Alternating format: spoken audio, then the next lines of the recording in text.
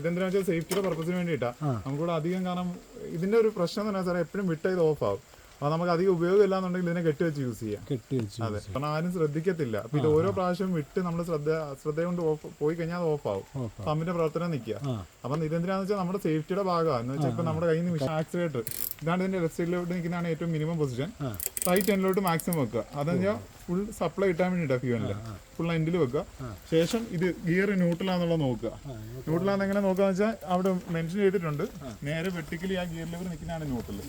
പിന്നെ നമുക്ക് എന്തെങ്കിലും ഡൗട്ട് ഉണ്ട് ഒന്ന് പിടിച്ച് നോക്കി അറിയാം. ന്യൂട്രൽ മാത്രമേ ഉള്ളത്തുള്ളൂ. ശേഷം മുമ്പിലോട്ട് വരിക.